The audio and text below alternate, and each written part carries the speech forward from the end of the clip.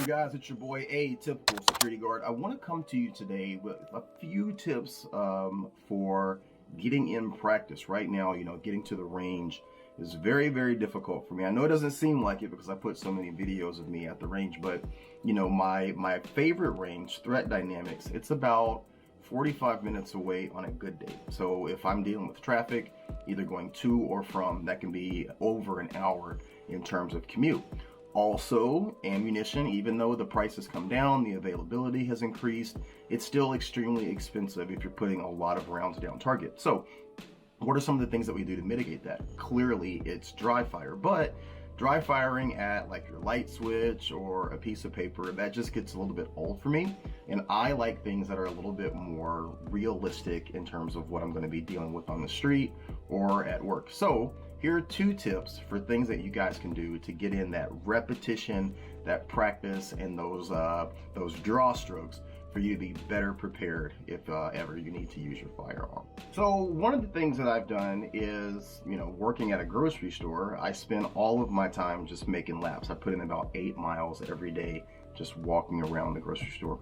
And I noticed that we have this really cool clearance aisle. In this clearance aisle, it has all kinds of things, right? So for me, I try to use my par timer for the speed of the draw, but then also I noticed that these vases like this, they look just like some of the targets that I've used before. So I picked up 3 of these and they were on sale for about $4 each.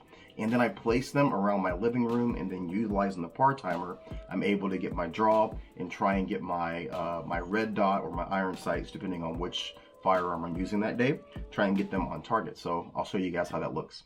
Really quick, we're going to use 3 of the vases. I'm going to place them in different areas of the room. We are in my living room. This will be number 1, right here.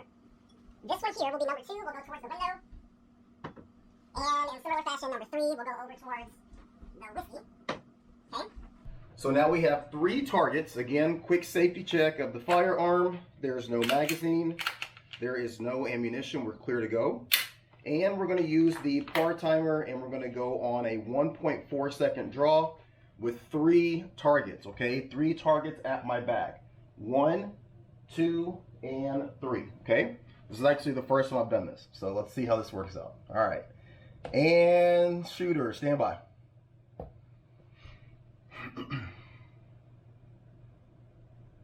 Two. Okay. Let's try this again.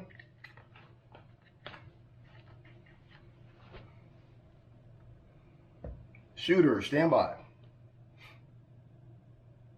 3. Okay.